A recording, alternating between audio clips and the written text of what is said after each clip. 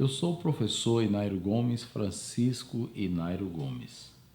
Neste vídeo trataremos de esclarecer alguns pontos importantes sobre o tema soberania dos cidadãos, dos seres humanos e das nações. Isso se justifica porque o desconhecimento desse direito foi o que levou seres humanos e nações inteiras a serem escravizados pelo individualismo dos governos tiranos e das oligarquias. O que é soberania? Conceitos de soberania. O conceito de soberania foi teorizado pelo francês Jean Bodin, no qual sustentava a seguinte tese: a monarquia francesa é de origem hereditária. O rei não está sujeito a condições postas pelo povo. Todo o poder do Estado pertence ao rei e não pode ser partilhado com mais ninguém, quer seja clero, nobreza ou povo. Ainda conforme Jean Bodin, a soberania refere-se à entidade que não conhece superior na ordem externa, nem igual na ordem interna. Vincula-se à autoridade suprema em geral no âmbito de um país. É o direito exclusivo de uma autoridade suprema sobre uma nação ou grupo de pessoas. Os seguidores dessa teoria entendem por soberania a qualidade máxima de poder social por meio da qual as normas e decisões elaboradas pelo Estado prevalecem sobre as normas e decisões emanadas de grupos sociais intermediários, tais como a família, a escola, a empresa, a igreja, etc. E acrescentam: há casos em que esta soberania é atribuída a um indivíduo, como na monarquia, na qual o líder é chamado genericamente de soberano. Emerge daí a confusão entre Estado e governo e os exatos limites entre a soberania originária e a soberania delegada. Jean-Jacques Rousseau transfere o conceito de soberania da pessoa do governante para todo o povo, entendido como corpo político ou sociedade de cidadãos. Para ele, a soberania é inalienável e indivisível e deve ser exercida pela vontade geral, denominada por soberania popular. Nesse sentido, no âmbito interno, a soberania estatal traduz a superioridade de suas diretrizes na organização da vida comunitária e se manifesta principalmente pela constituição de um sistema de normas jurídicas capaz de estabelecer as pautas fundamentais do comportamento humano. No âmbito externo, a soberania traduz, por sua vez, a ideia de igualdade de todos os estados na comunidade internacional. A partir do século XIX, foi elaborado um conceito jurídico de soberania, segundo o qual esta não pertence a nenhuma autoridade particular, mas ao Estado enquanto pessoa jurídica. A noção jurídica de soberania orienta as relações entre Estados e enfatiza a necessidade de legitimação do poder político pela lei. John Locke criticou a teoria do direito divino dos reis, formulada pelo teólogo e bispo francês Jacques Bossuet. Para Locke, a soberania não reside no Estado, mas sim na população. Embora admitisse a supremacia do Estado, Locke dizia que este deve respeitar as leis natural e civil.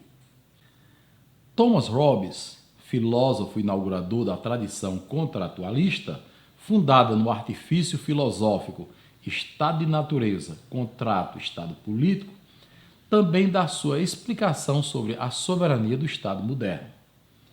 Para ele, é um tipo especial de poder, pois que político, originário e fundador da ideia de sociedade organizada por uma pessoa jurídica e abstrata, a que denominou de Leviatã.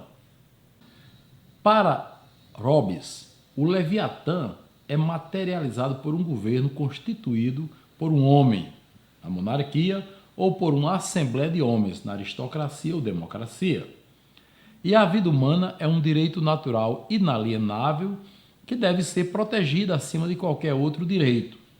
Para ele, a vida é o próprio fundamento da existência contratual artificial do Estado. Em que pese a contribuição dos grandes teóricos da soberania, tais como Jean Bodin, Jacques Bossuet, Luc Rousseau, Montesquieu, Hobbes, entre outros, no sistema do mérito, a soberania não é uma concessão divina ao soberano, não é uma delegação incondicional e irreversível dos cidadãos ao Estado, nem pertence ao povo ou população. No sistema do mérito, a soberania é uma propriedade emergente do poder e, na sua origem em especial, daquele poder indelegável e que é inerente ao ser. Aqui nos referimos ao ser humano enquanto indivíduo, ao seu poder constituinte originário individual e à sua soberania originária individual. A soberania, enquanto propriedade emergente de um poder, dispõe da faculdade de impor aos outros um comando ao qual é devida a obediência. Quando originária, é perpétua, pois não pode ser limitada no tempo, e é absoluta, pois não está sujeita a condições ou encargos postos por outrem, não recebe ordens ou instruções de ninguém e não é submissa ante nenhum outro poder. Soberania e instintos. Finalidades, semelhanças e diferenças. Sobre a soberania, concordamos com Hobbes quando ele diz que a vida humana é um direito natural inalienável e que ela deve ser protegida acima de qualquer outro direito. E acrescentamos que a proteção desse direito acima de qualquer outro torna necessária e indispensável a soberania. Disso decorre que a finalidade suprema da soberania há que ser garantir a sustentabilidade do atendimento das exigências fundamentais da vida, a saber, nutrição, reprodução e evolução, que visam ao alcance das finalidades de preservação do ser humano, da sua espécie e da sua evolução. Já vimos que no ser humano, a nutrição, a reprodução e a evolução são guarnecidas por três instintos insuprimíveis: a fome, o sexo, pode ser chamado também afeição ou amor, e o progresso. Importa agora considerar a sutil diferença existente entre essas duas forças, os instintos e a soberania. Os instintos se limitam à busca da eficácia para garantir a vida, enquanto a soberania se empenha na busca da excelência, que é a soma de eficácia mais eficiência, para garantir tanto a vida como a sua sustentabilidade ao longo do tempo. Nos instintos, a presença de impulsos, predominantemente potência para garantir a vida. Na soberania, um complexo formado de potência, lucidez e discernimento, empenhado na busca da excelência, que é eficiência mais eficácia, para garantir tanto a vida como a sua sustentabilidade. Os instintos são mais veementes quando predomina a manifestação das necessidades básicas mais primárias, quais sejam as fisiológicas, de segurança e sociais. Já a soberania, quando predomina a manifestação das necessidades básicas mais nobres, quais sejam autoestima e autorrealização. A potência e a influência dos instintos em relação ao grau de satisfação das necessidades básicas são inversamente proporcionais. Ou seja, a potência e a influência dos instintos crescem quando diminui o grau de satisfação das necessidades e decrescem à medida que aumenta o grau de satisfação das necessidades. A potência e a influência da soberania em relação ao grau de satisfação das necessidades básicas são diretamente proporcionais, ou seja, crescem quando aumenta e decrescem à medida que diminui o grau de satisfação das necessidades básicas humanas. Classificações da soberania. Observemos que, antes de entrarmos no tema soberania, precisamos descer aos fundamentos dos poderes originário e derivado nos âmbitos individual e familiar, bem como aos fundamentos ampliados desses mesmos poderes, no caso, os poderes constituinte e constituído no âmbito nacional. Constatamos na origem que aos poderes constituintes, individual e nacional, são inerentes às soberanias originárias, individual e nacional, e que os poderes constituídos, individual e nacional, quando delegados, levam consigo as mesmas propriedades, obviamente, com as características de soberanias delegadas, individual e nacional. Tudo começa a partir de um cidadão, que é o indivíduo, detentor de um primeiro gênero de poder, o poder constituinte originário individual, que para atender às exigências fundamentais da vida é compelido ao convívio social com outros cidadãos, que são indivíduos, passando a compor uma nação, que é um conjunto de pessoas, conjunto de cidadãos. Convém esclarecer que uma das principais exigências fundamentais da vida, que compele o indivíduo ao convívio social, é a necessidade de reprodução, sendo esta necessidade, portanto, o que faz naturalmente a nação se revelar detentora de um segundo gênero de poder, o poder constituinte originário nacional. Dito isto, podemos notar que o poder constituinte originário individual, com a sua soberania originária individual, está mais voltado para a preservação do indivíduo, enquanto o poder constituinte originário da nação, com a sua soberania originária nacional, está mais voltado para a preservação da espécie humana. Importa considerar que esse poder constituinte originário da nação surge espontaneamente. Ele é uma decorrência natural das ações coletivas e da percepção dos seus efeitos benéficos e facilitadores do atendimento das exigências fundamentais da vida e não por delegação planejada dos cidadãos. A existência desses dois gêneros de poderes constituintes originários nos permite classificar o primeiro como poder constituinte originário do cidadão e o segundo como poder constituinte originário da nação. Já vimos que os detentores desses dois gêneros de poder, quais sejam o cidadão e a nação, em face da existência dos seus limites naturais, precisam, para o pleno exercício destes, recorrer ao recurso da delegação de poderes, obviamente, como já vimos, sempre para ampliá-los e nunca para restringi-los. Emergem do processo de delegação 4 espécies de poderes, 2 delas com as suas características constituintes originárias, individual e nacional, e 2 outras com as suas características constituídas, delegáveis, individual e nacional.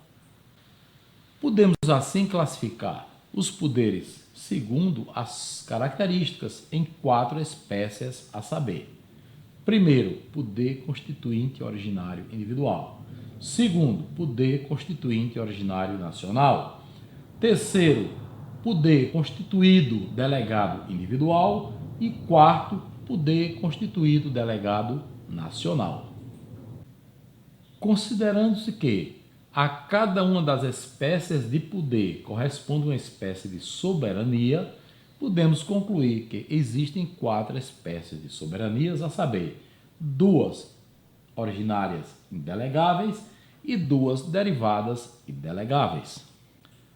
Podemos assim classificar as 4 espécies de soberanias como: primeiro, soberania originária individual; segundo, soberania originária nacional; terceiro, soberania delegada individual; e quarto, soberania delegada nacional. todas elas propriedades emergentes dos poderes constituintes e constituídos individuais e nacionais, respectivamente. Nos quadros a seguir, apresentaremos os dois gêneros e as 4 espécies de poderes e respectivas soberanias. Temos aqui o ser humano com seu poder constituinte e os dois gêneros de poder. O número 1, poder constituinte originário do cidadão.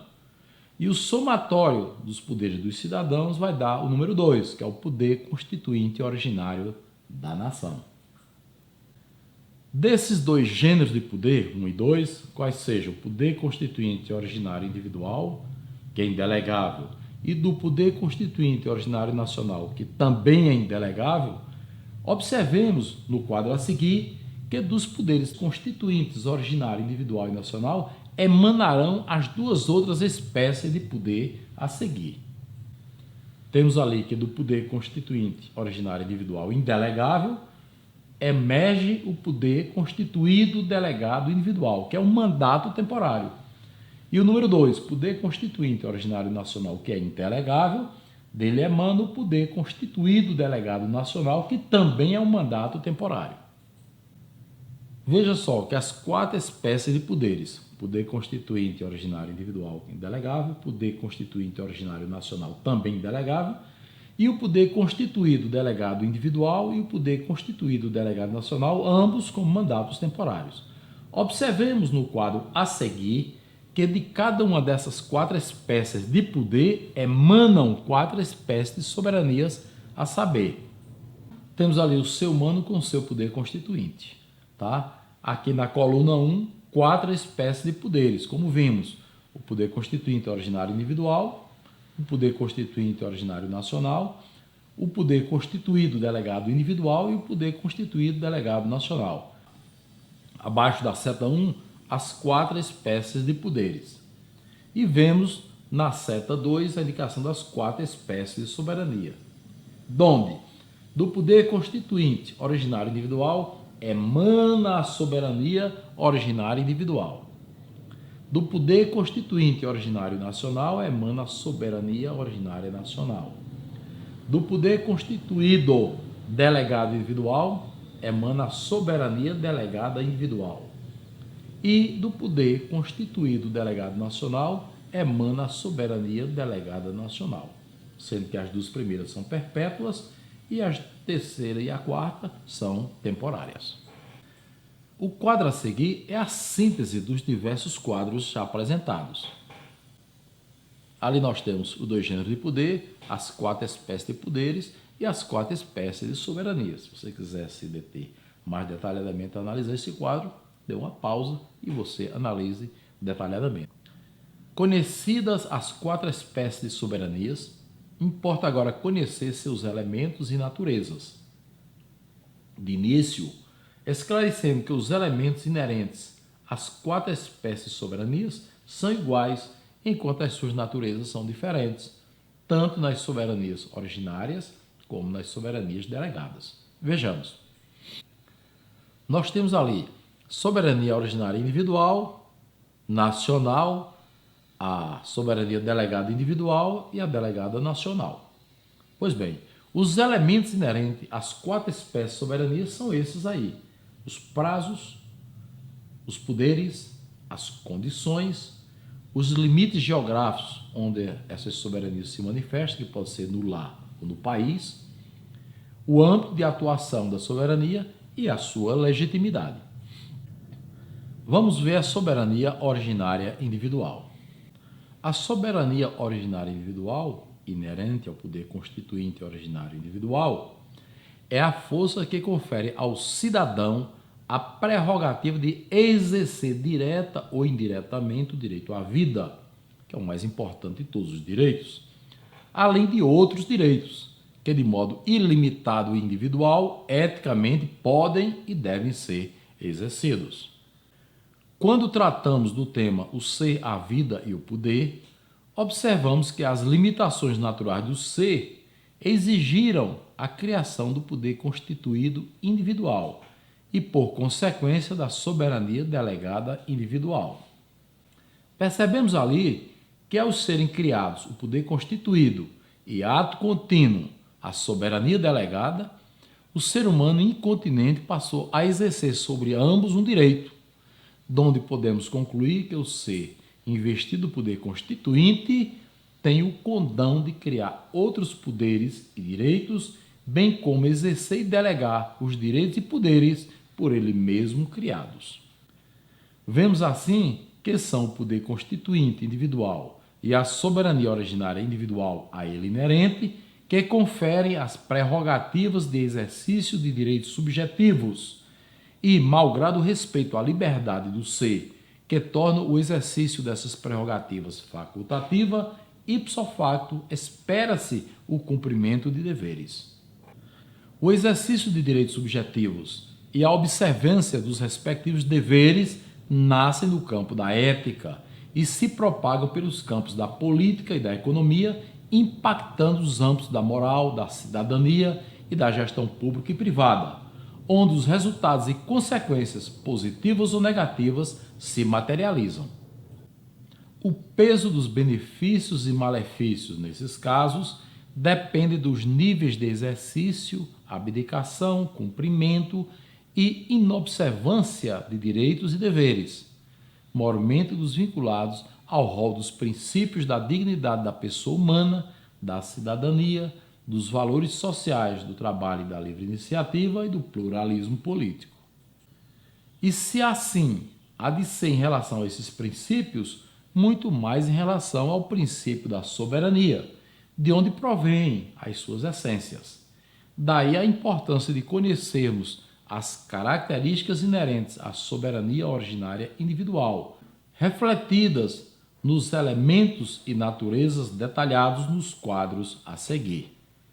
Falando de soberania originária individual. Em relação aos prazos, eles são de natureza perpétuos. Exemplo, eles entram em vigor a partir do nascimento com vida do ser e sua vigência perdura até o seu último dia de vida. Durante toda a existência, o uso dessa soberania permanece a critério da vontade do indivíduo, que é o cidadão, e muitas vezes isso ultrapassa os limites da existência para atender às declarações de última vontade.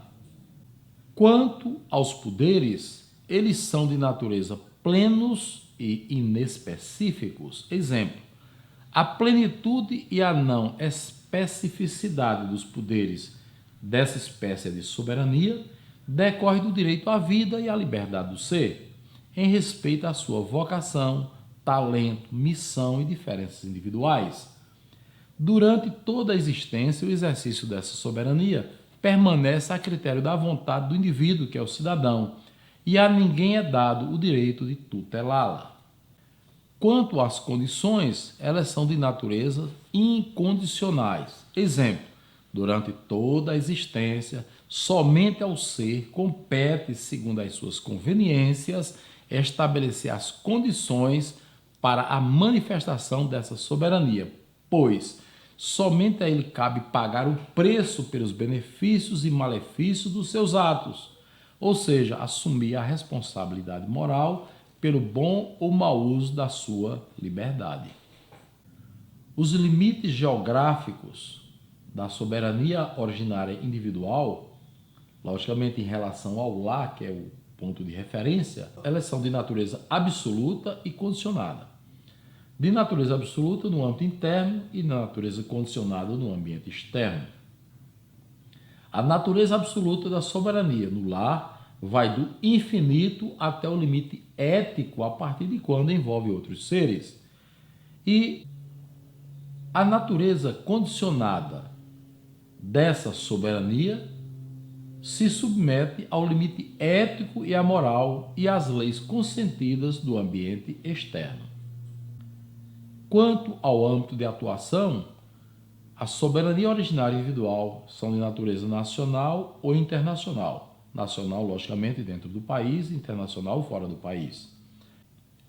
A soberania nacional atua em todo o âmbito nacional, ou seja, dentro dos limites alcançados pelas leis nacionais. Não são os limites geográficos, estou falando o âmbito de atuação da soberania no âmbito nacional, certo? Em relação às leis do país. E internacional, fora do país, a soberania atua em todo o âmbito internacional, ou seja, dentro dos limites alcançados pelos tratados e convenções internacionais. Quanto à legitimidade, a soberania originária individual é de natureza unânime. Exemplo: a soberania originária individual, quando manifesta, é unânime, porque sempre tem 100% da aquiescência do cidadão e, dentro da ética, é sempre consentida pelos demais integrantes da nação. Não há, portanto, que se submeter a mais nenhuma avaliação ou julgamento para ter reconhecida a sua validade ou aceitação. O quadro a seguir é a síntese dos diversos quadros já apresentados sobre a soberania originária individual. Caso você queira se deter, é só você dar uma pausa e você analisa esse quadro, a soberania originária individual, e você tem os elementos, as naturezas e os exemplos. Soberania originária nacional. A soberania originária nacional, inerente ao poder constituinte nacional, é a força que, em todo o âmbito nacional e dentro dos limites territoriais do país, ilimitadamente tudo pode, no sentido de conferir direitos e impor obrigações à nação, decorrentes do próprio princípio da soberania e dos demais princípios por ela reconhecidos. Por exemplo, a Declaração Universal dos Direitos Humanos e a Constituição Federal. A soberania originária nacional, à semelhança da soberania originária individual, também enfrenta óbices naturais, limitantes do seu exercício direto, o que torna necessário, para ampliá-la e nunca para restringi-la, o recurso ao poder constituído nacional, ao qual é inerente uma outra espécie de soberania. Para entrar em atividade, o poder constituído nacional, desde o seu primeiro momento, impôs como requisitos essenciais a sua organização e o seu funcionamento permanentes. Emerge do atendimento a esse requisito a empresa que hoje conhecemos como o Estado.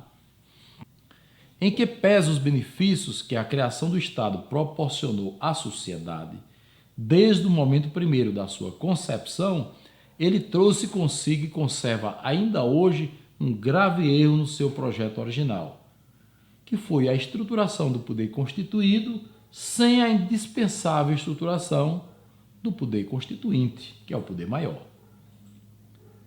A consequência deste grande equívoco é que tem levado a sociedade humana a pagar o elevado preço do atraso e de outras mazelas, como a tirania, que é a corrupção, injustiça e violência dos governos praticada contra as nações.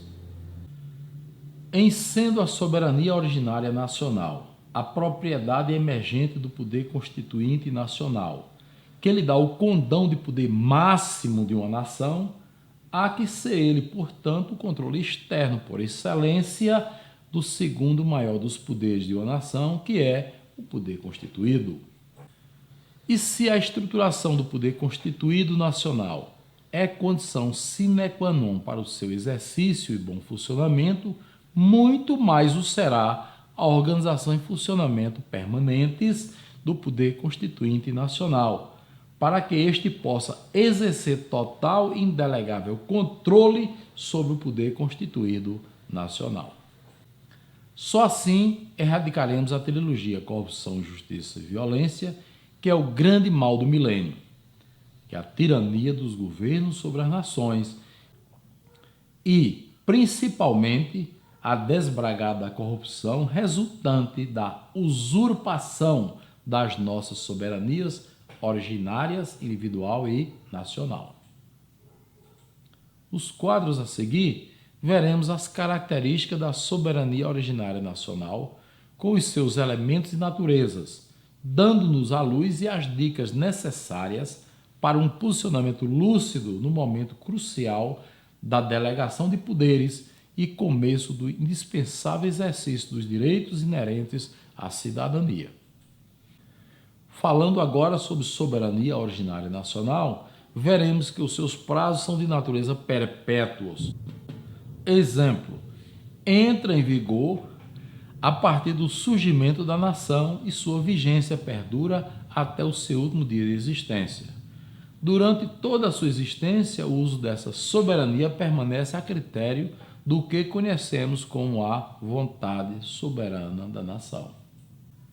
Quanto aos poderes, eles são de natureza plenos e inespecíficos. Exemplo, a plenitude e a não especificidade dessa soberania decorre do direito à vida e à liberdade dos cidadãos integrantes da nação, em respeito às suas vocações, talentos, missões e diferenças individuais.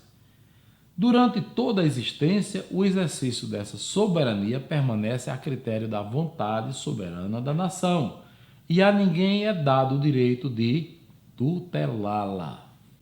Quanto às condições, elas são de naturezas incondicionais. Exemplo, durante toda a existência, somente a nação compete, segundo as suas conveniências, estabelecer as condições para a manifestação dessa soberania, pois somente a ela cabe pagar o preço pelos benefícios e malefícios dos seus atos, ou seja, assumir a responsabilidade moral pelo bom ou mau uso da sua liberdade.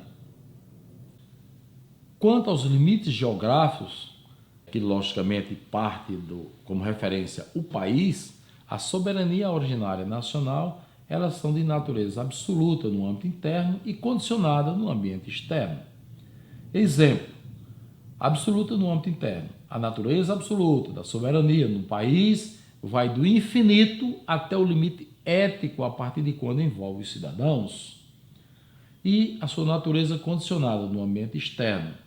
Essa natureza condicionada da soberania se submete aos limites ético e a moral e aos tratados e convenções celebrados no ambiente internacional.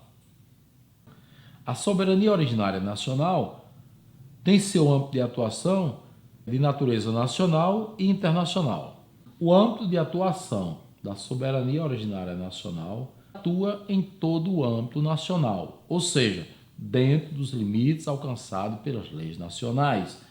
E a atuação internacional, fora do país, a soberania atua em todo o âmbito internacional, ou seja, dentro dos limites alcançados pelos tratados e convenções internacionais. Quanto à legitimidade, a soberania originária nacional é de natureza unânime. Exemplo, a soberania originária nacional, quando manifesta, é unânime porque sempre tem 100% da aquiescência dos cidadãos e dentro da ética é sempre consentida por todos os integrantes da nação. Não há, portanto, que se submeter a mais nenhuma avaliação ou julgamento para ter reconhecida a sua validade ou aceitação. O quadro a seguir é a síntese dos diversos quadros já apresentados sobre a soberania originária nacional. Temos aí as espécies de soberania, a espécie de soberania originária nacional, os elementos, as naturezas e alguns exemplos. E aí, caso você pretenda se dedicar ou se deter mais nesse quadro, faça uma pausa e você faz a sua análise, tá? Ela é apenas uma síntese dos quadros já apresentados. Soberania delegada individual. A procuração que passamos para uma pessoa nos representar é um dos casos mais simples em que observamos a soberania individual delegada. Temos ali o outorgante que confere poderes ao outorgado, considerados necessários para representá-lo, ou seja, agir em seu nome e para a defesa, obviamente, dos seus direitos. Ao passarmos uma procuração, o outorgante ou constituinte somos nós, titulares do poder constituinte originário individual. Já o outorgado ou constituído será a pessoa escolhida para nos representar como titular do poder constituído delegado individual. No dia a dia, muito embora sem que prestemos muita atenção, vivemos passando procurações informais para pessoas escolhidas para nos representar como titulares do poder constituído delegado individual. Por exemplo, uma diarista para cuidar da nossa casa, um jardineiro para cuidar do nosso jardim, um eletricista, etc. Quanto aos poderes delegados, estes hão que ser outorgados em defesa dos nossos direitos. deverão estar claros e bem explícitos para o perfeito entendimento do outorgante e do outorgado, mas principalmente do outorgante, e salvo casos muito especiais, jamais os poderes deverão ser outorgados ou subestabelecidos em caráter irrevogável e irretratável. Ao passarmos uma procuração, que é o caso mais simples de delegação de poderes, devemos ser muito criteriosos, pois, com esse ato, estamos colocando em risco os nossos direitos, a nossa reputação e muitas vezes até a nossa dignidade e a nossa vida. Para ser criterioso ao passar uma procuração, toda cautela é pouca ao cidadão na delegação de poderes para evitar prazos indeterminados, poderes obscuros e inespecíficos, condições pós-estabelecidas, ou seja, condições em aberto, limites desnecessários e até invasão do próprio lar e legitimidade empoderada. Ver quadro a seguir. Falando de soberania delegada individual. Os seus prazos são de natureza determinados ou indeterminados. São determinados os prazos em que a soberania é delegada, tendo prazo para iniciar e para findar. São mandatos temporários. E indeterminados são os prazos que a soberania é delegada, só tendo prazo para iniciar e não para findar. São os mandatos vitalícios. Os poderes na soberania delegada individual podem ser de natureza claros e específicos ou obscuros e inespecíficos. Exemplo, os claros e específicos são os poderes em que a soberania é delegada de modo expresso, com clareza e com um fim especificado. Os poderes obscuros e inespecíficos são aqueles em que a soberania é delegada de modo amplo, geral, dúbio e restrito, sem um fim especificado. Quanto às condições, a soberania delegada individual são de natureza pré-estabelecidas ou pós-estabelecidas. As pré-estabelecidas são aquelas em que a soberania é delegada de modo revogável a um representante mediante vínculo ao cumprimento de metas e programas. As pós-estabelecidas são aquelas em que a soberania é delegada de modo irrevogável e irretratável a um representante sem vínculo a metas e ou programas. Os limites geográficos na soberania delegada individual têm por referência o lar e são de natureza necessários ou desnecessários. Necessária é quando a soberania exigir como imperativo para o seu exercício pleno está o ser nos limites do seu lar. E desnecessários quando a soberania não exigir como imperativo para o seu exercício pleno que o ser esteja restrito aos limites do seu lar. Quanto ao âmbito de atuação, a soberania delegada individual pode ser de duas naturezas, ou seja, ela pode ocorrer dentro do lar ou fora do lar. Essa espécie de soberania, ou seja, aquela dentro do lar, encontra óbices para o seu pleno exercício nos âmbitos intralares estranhos aos agentes outorgantes e outorgado. Já a atuação da soberania no âmbito fora do lar, essa espécie de soberania atua em todo o âmbito extralar, nacional ou internacional, dentro dos limites alcançados pelas leis nacionais, tratados e convenções internacionais. A soberania delegada individual, quanto à sua legitimidade, ela pode ser de três naturezas: minoritária, majoritária e unânime. A legitimidade dessa espécie de soberania é avaliada em função do grau de legitimidade do poder que possui o outorgante para proceder à sua delegação, podendo, para tanto, ser minoritária, majoritária e unânime. O quadro a seguir é a síntese dos diversos quadros já apresentados sobre a soberania delegada individual.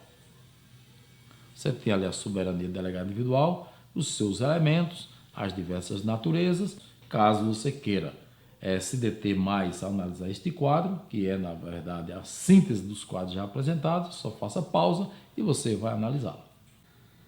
Bem, se criteriosos deveremos ser com os casos mais simples, que é o caso da soberania delegada individual, Muito mais criteriosos deveremos ser em relação aos casos mais complexos, como o processo de delegação de poderes para o exercício da soberania delegada nacional aos nossos representantes no poder constituído nacional. Soberania delegada nacional.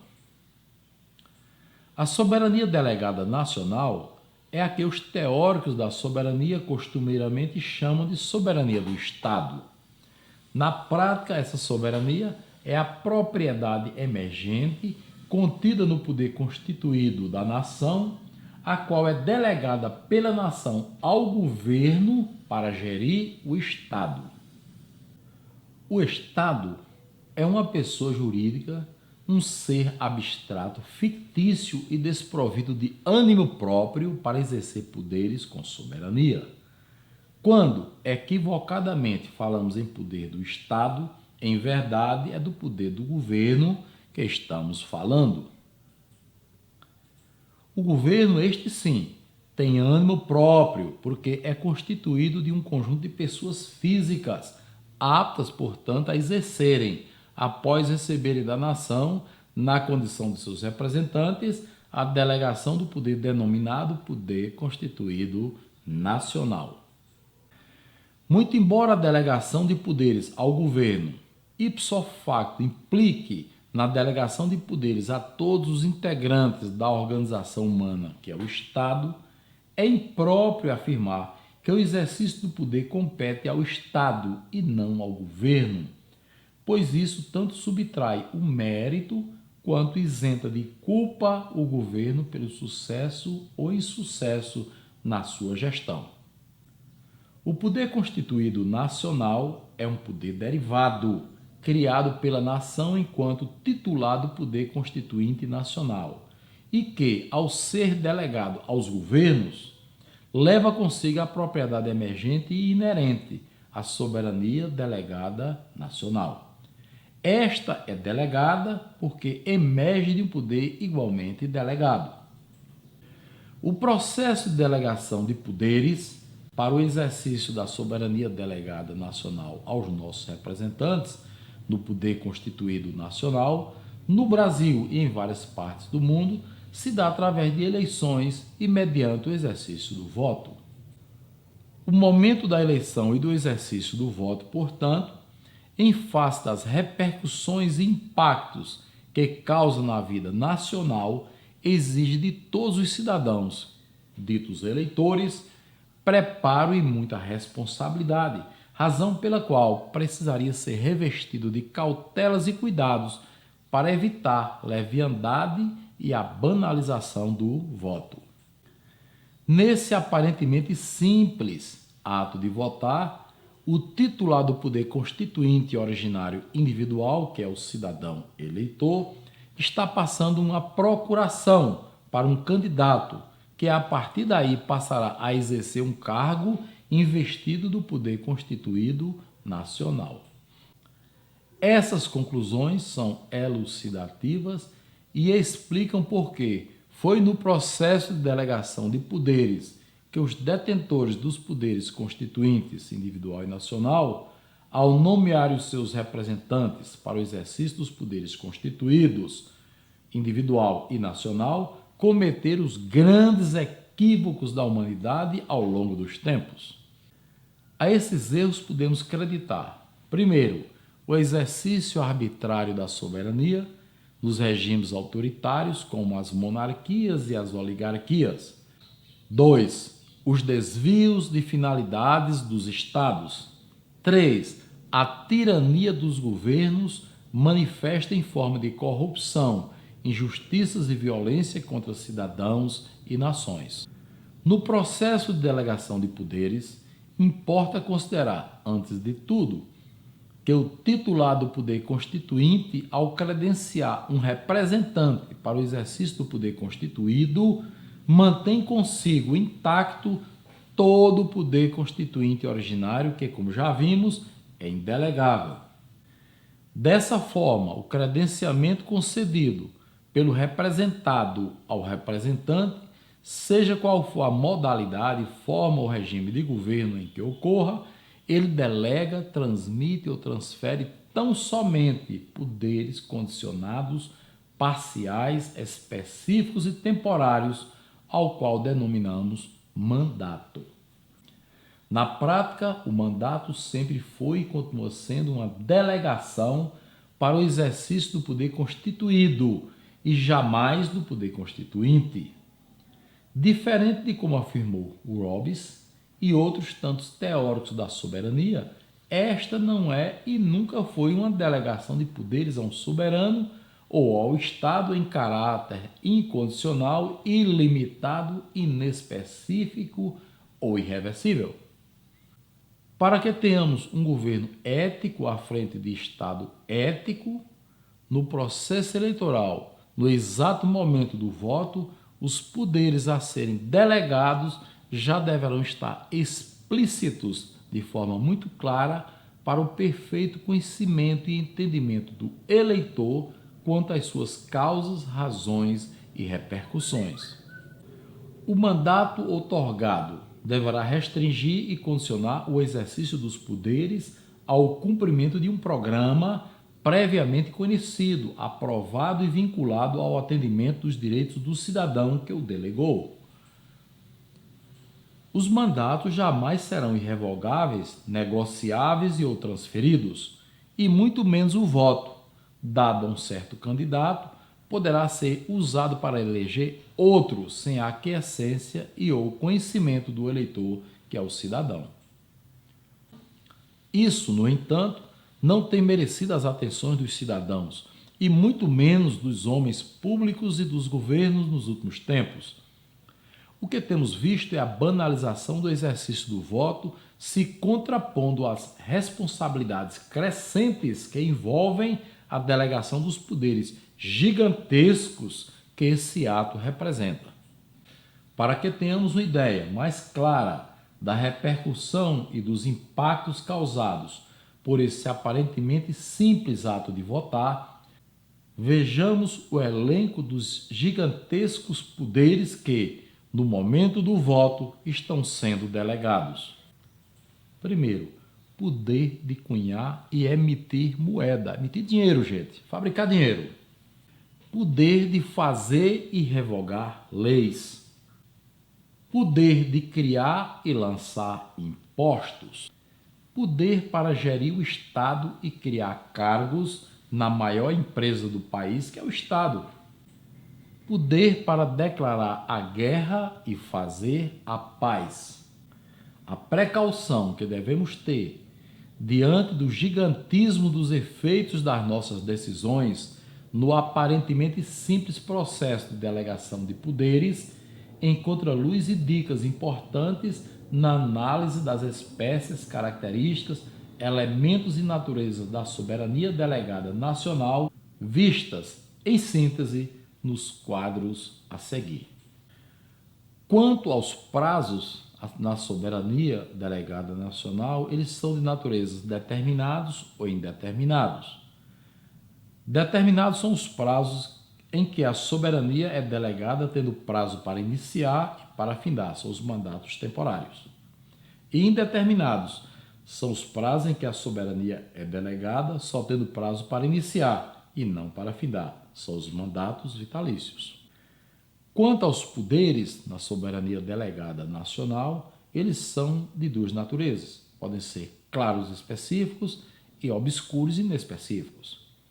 Claros e específicos é aquela soberania delegada aos governantes de modo claro e específico em forma de um programa de governo formal a ser cumprido, e cumprido obrigatoriamente, hein?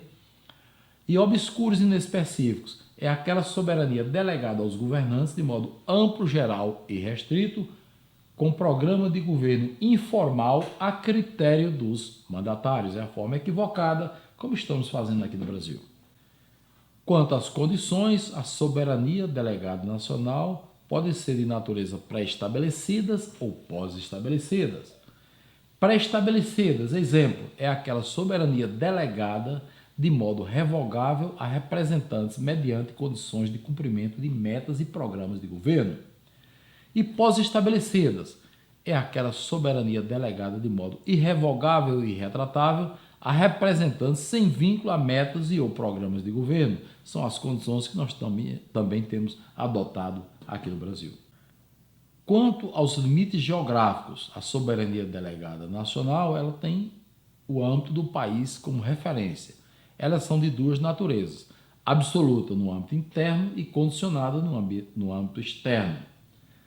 Exemplo da absoluta no âmbito interno. A natureza absoluta da soberania do país vai do infinito até o limite ético no que diz respeito aos cidadãos. E é condicionada no ambiente externo, quer dizer que a natureza condicionada dessa soberania se submete aos limites ético e amoral e aos tratados e convenções celebrados no ambiente internacional. Quanto ao âmbito de atuação, a soberania delegada nacional são também de duas naturezas. Elas podem ser de âmbito de atuação nacional, ou seja, dentro do país, e de âmbito internacional, ou seja, fora do país. Nacional, exemplo, a soberania atua em todo o âmbito nacional, ou seja, dentro dos limites alcançados pelas leis nacionais. Internacional, a soberania atua em todo o âmbito internacional, ou seja, dentro dos limites alcançados pelos tratados e convenções internacionais. Quanto à legitimidade, a soberania delegada nacional pode ser de três naturezas: minoritária, majoritária ou unânime. Exemplo, a legitimidade dessa espécie de soberania é avaliada em função do grau de legitimidade do poder que a nação outorga aos governantes para gerir o Estado, podendo, para tanto, ser minoritária, majoritária e unânime. O quadro a seguir é a síntese dos diversos quadros já apresentados sobre a soberania delegada nacional. Você vê ali a soberania delegada nacional, ali a síntese dos elementos, as naturezas e os diversos exemplos, e caso você queira analisar mais detalhadamente, dê um pausa no vídeo e você vai examinar. Cada um vai ver que ele, na verdade, é uma síntese dos quadros que já foram apresentados. É conveniente repetir e recomendar extrema cautela na delegação de poderes. Assim evitamos problemas com prazos indeterminados, poderes obscuros e inespecíficos, condições pós-estabelecidas, ou seja, em aberto, limites desnecessários, atuação internacional inconsequente e com a legitimidade imponderada. Toda essa cautela tem uma razão de ser. Qualquer deslize na delegação de poderes implica na concessão de poderes indelegáveis e privativos da soberania originária individual e nacional. E a consequência, gente, é a tirania, ou seja, a corrupção, injustiça e violência dos governos e oligarquias contra cidadãos e nações em todo o mundo. Status da soberania no Brasil e no mundo. Para um diagnóstico rápido do status da soberania no Brasil e no mundo atuais, basta-nos uma breve análise do quadro de tirania, que é corrupção, injustiça e violência dos governos e oligarquias contra cidadãos e nações reinantes em todos os recantos do planeta. Podemos também concluir, sem sombra de dúvidas, que o atraso da humanidade é milenar, em consequência da usurpação da soberania dos cidadãos e nações pelos governos tiranos e incompetentes, todos eles postos a serviço da coisa e da sua oligarquia financeira internacional. A coisa, só para lembrar, gente, é a coligação das oligarquias internacionais, S.A. Seguramente podemos afirmar que, em matéria de soberania, no Brasil e no mundo atuais, estamos indo muito mal. A causa está na ordem econômica vigente, na qual vigora a política antiética de privilégios, sem escrúpulos, de uma das categorias econômicas, que é a categoria dos capitalistas. No passado, já vivemos sob a égide de ordens econômicas contaminadas pela política de privilégios. A primeira delas favorecia os trabalhadores, a segunda aos empresários, mais adiante aos proprietários, e hoje vivemos nas mãos dos capitalistas. Nenhuma delas foi ética e por essa razão acabaram sucumbindo. A ordem econômica atual, a dos capitalistas, tem sido a pior de todas. Se pela falta de ética as demais sucumbiram, não será diferente com a ordem atual, já em decadência. A corrupção desbragada e explícita é o sintoma de que já não estamos no mundo dos capitalistas, mas sob o jugo da usura e dos agiotas. A dimensão do problema a ser enfrentado já não comporta soluções miúdas, meros paliativos. Estamos diante de um momento histórico em que precisamos construir um Estado ético mediante o uso da alternativa que nos resta, a convocação de uma Assembleia Nacional Constituinte, popular e ética. Diferente das 8 constituintes brasileiras anteriores, quais sejam 1824, 1891, 1934, 1937, 1946, 1967 e 1969 e a atual de 1988, esta não será convocada por autoridades ou políticos do poder constituído, mas por cidadãos comuns que, reagindo contra a tirania dos governos, partem para o mais ético, pleno e soberano exercício da cidadania. Veja como isso deve e vai acontecer. Adquira os vídeos, faça a sua coleção completa e assista-os na sequência para não perder a lógica dos ensinamentos que eles contêm. Com isso, estamos fazendo um curso completo de especialização em ética, cidadania e gestão e implantando a demarquia no Brasil e no mundo. Com a demarquia e o curso de ética, cidadania e gestão, convidamos todos a participarem, a conhecerem os direitos e deveres de cidadãos e exercê-los corretamente para acabar com a corrupção, que é essa roubalheira do nosso dinheiro, e assim melhorar a nossa vida e a da nossa família. Levanta o debate. Debate em família, debate na escola, no ambiente de trabalho, nos bares, entre amigos, onde você se encontrar. É importante que esse debate seja feito. Vamos à demarquia, gente. Vamos à festa.